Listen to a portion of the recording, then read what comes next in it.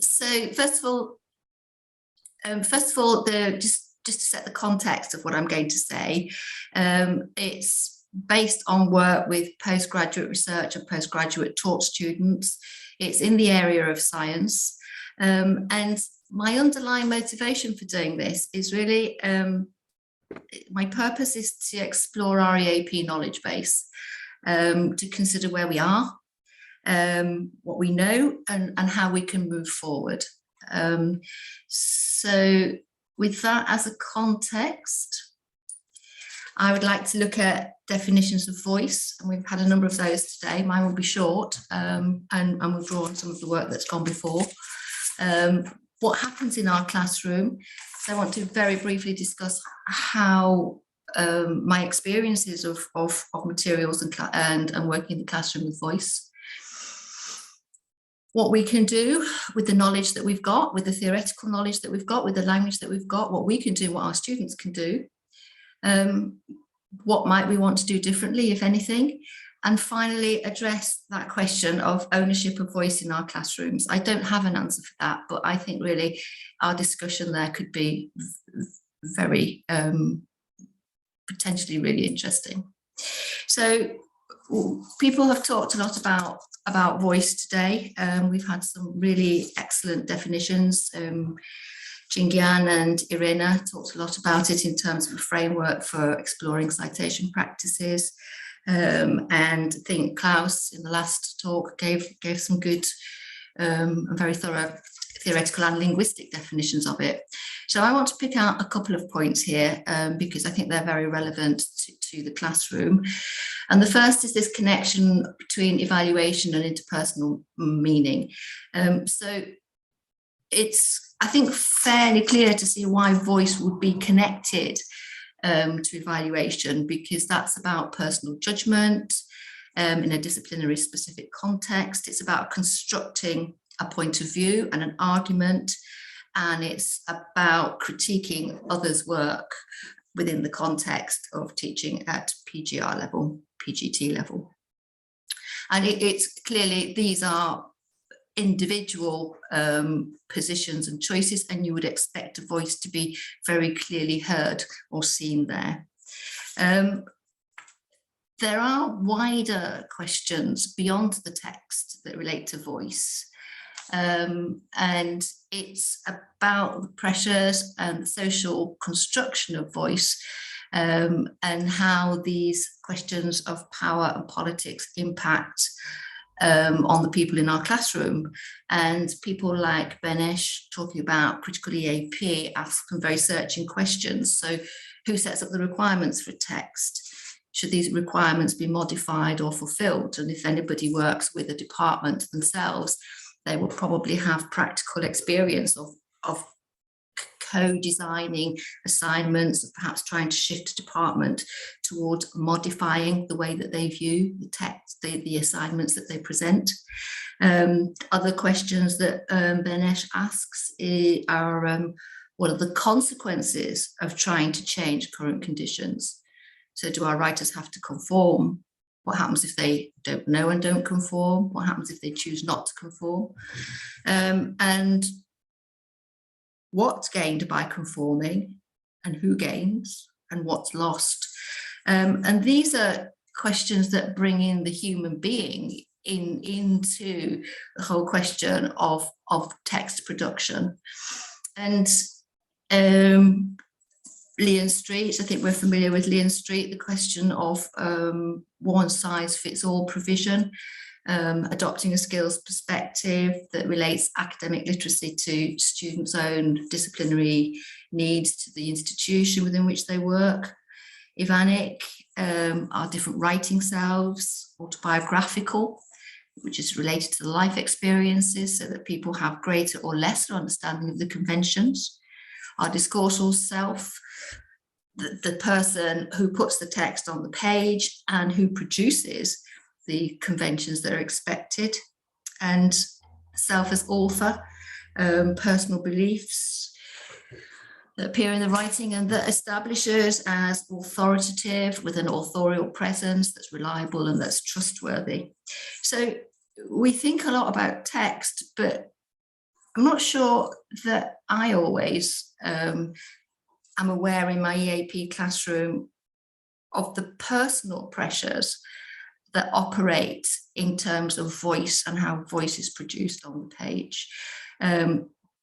These are a massive range of functions, of theoretical positions, and it's quite hard to position yourself within it. As part of the study that I'm going to mention briefly that I did, I talked to supervisors about student writing, about how they expected their students to write. And I'm going to show you a quote. I'm going to give you a minute or two, well, less. I'm going to give you some time to read it, and then I'll comment on it and tell you what I took from it myself.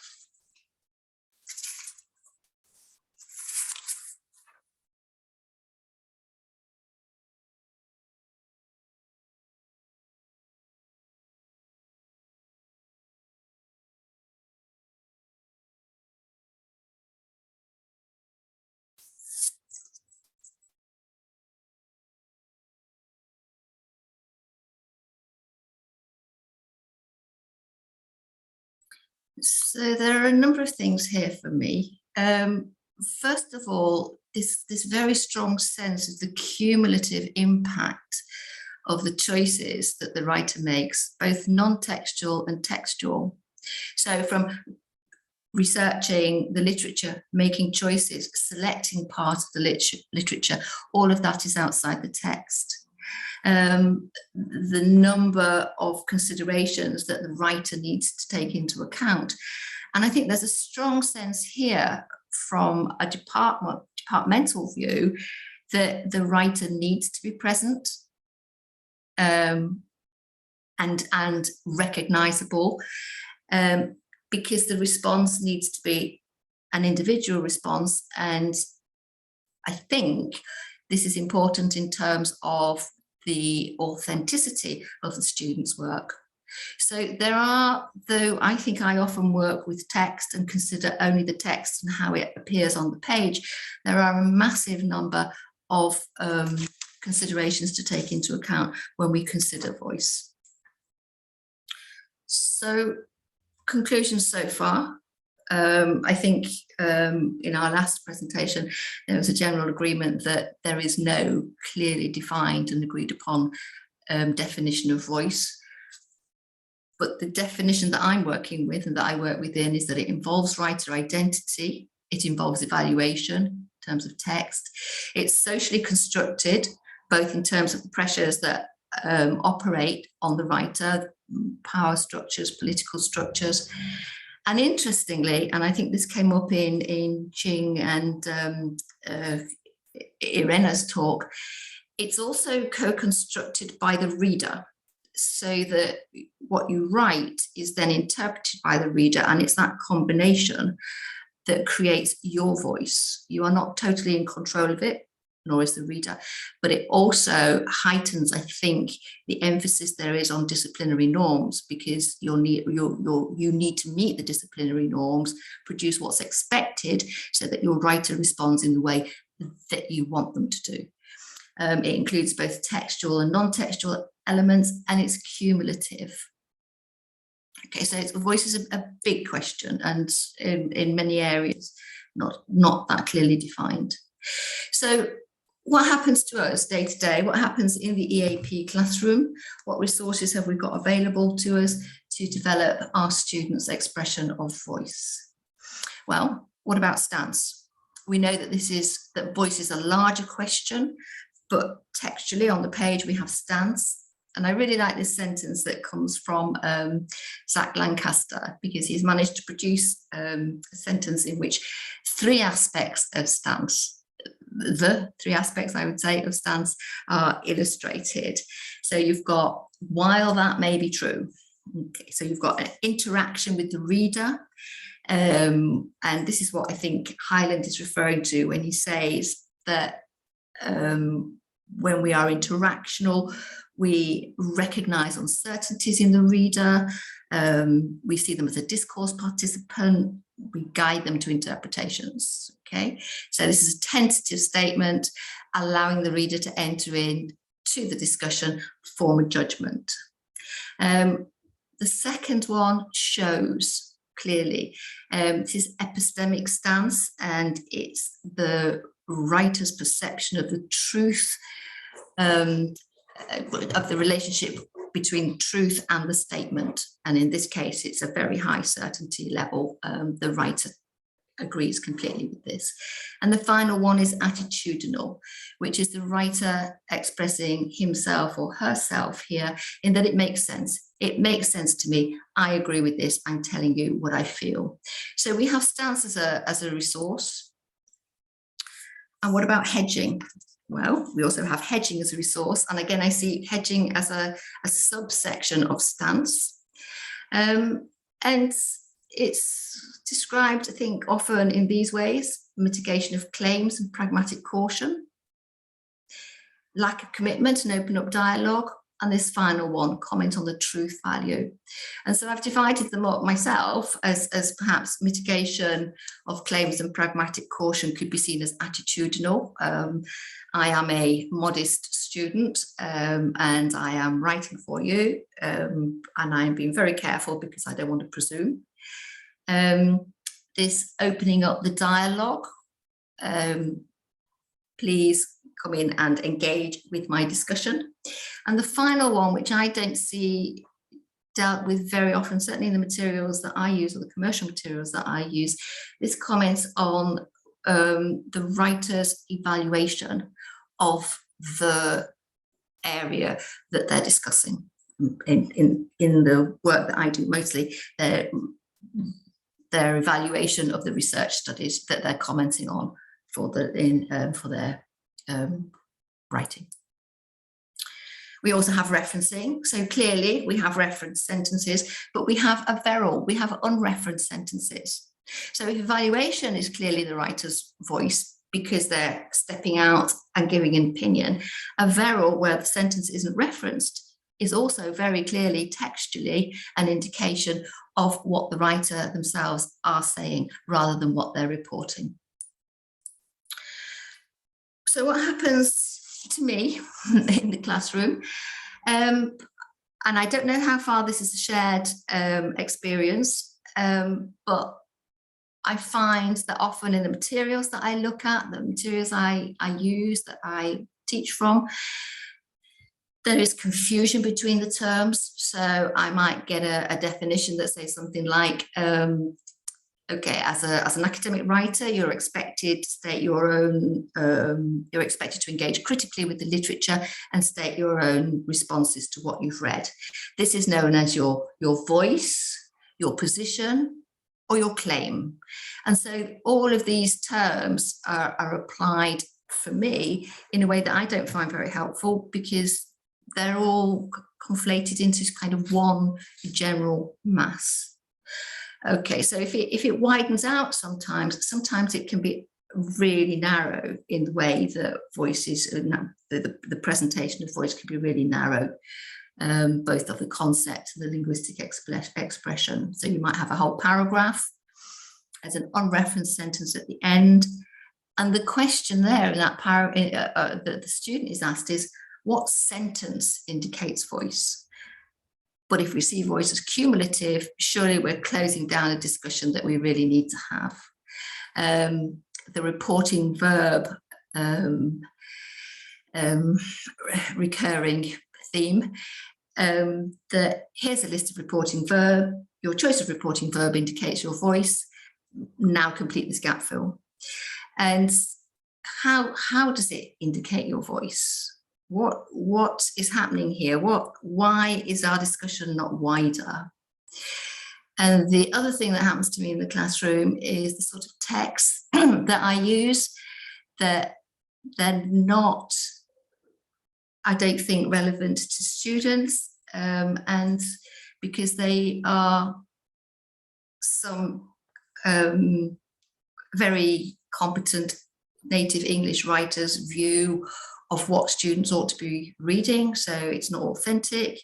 It's yet another IELTS text that I'm asked to analyse, or I'm asked to look at a piece from a scientific, popular scientific magazine and say, why it's not academic. And all of this for me it's time taken away from real text, where we could look at how both textually and extra textually voice is constructed. So I don't know if these are other people's classroom experiences. They're a small proportion of mine, not all of them by any means, but it does happen. I was driven by the desire to get to the bottom of this, and particularly in the area of the expression of criticality, because so many of my students were coming back with feedback saying needs to be more analytical, less descriptive, you need to critically engage. And the terms seem to me hugely theoretical, very poorly defined. Everybody thought they knew what they were talking about, and in the end, nobody really did, and we didn't know how to write about it. It was a study on criticality, but given the connection between evaluation and criticality, it's not surprising that voice played a huge part in it. So I have 2 purpose-built 30,000 word corpora. I chose 2 different areas of sciences, qualitative and quantitative, to contrast them. And I chose, the criterion was that they were first-time passes. And I selected them purely on that criterion, not on whether they were written by people using their first, second, or third language.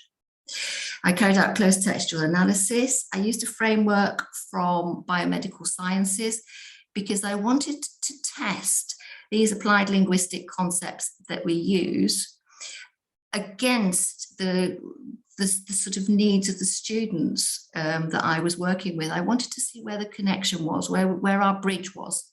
And I had a very suitable framework which looked at knowledge types, which was great, degrees of certainty, and source. So the framework that I took fitted my requirements very, very closely. I'm going to go now and look back at the resources that I feel we have in the classroom, at some of them, and discuss what effect the data that I came up with had on my perception of them as I work in the classroom. So it's the idea of, yeah. Sorry, just to let you know, we're about at the 20-minute mark now. Thank you. So, I'll just do this very quickly. Thank you. Thank you. So the idea is to revisit and repurpose language. So we talked about non-reference sentences, but we have many kinds of non-reference sentences. We have a veral. So this sort of bare statement of fact, which shows the student as a member of their disciplinary community. Self-reference, placing them as a student. We have emphasized sentences without a reference, where they actually appear as a person in their work, reminding you that there's a human being here. And this last one, which is really good, it's a way of students presenting their own analysis, their critical engagement with the literature, without actually putting their head above the parapet, because it's gauged in very impersonal language. So the suggestion here is that we explore the impact of referencing, not just the reference systems that we teach. The other was this idea of evaluation and degrees of certainty. So not just teaching hedging as such, but sometimes students need to be very certain about what they're saying, sell and found, because there's no issue about it. Or the full report of the pilot suggests, because the outcome of the study was not certain. And that's the contrast of them talking about other studies and then giving their own opinion. And they need to be able to do both, and they need to be able to do both accurately. So what might we do differently? Develop our writers' awareness of the way that language can be used in the classroom. And at that point, I'm going to stop because I think it would be really nice to continue with the discussion. So your questions are more than welcome. Thank you very much for that, Maureen. That was all very interesting. We've not got any questions in the chat yet, but if anybody would like to put a question in there, I can facilitate it. Alternatively, you can either unmute or you can raise your hand through the reactions button at the bottom if you'd like to pose a question. Do you want to stop sharing your screen, Maureen? Yeah, and then we'll be able to see people more widely. I'll also stop the recording now as well. Thank you.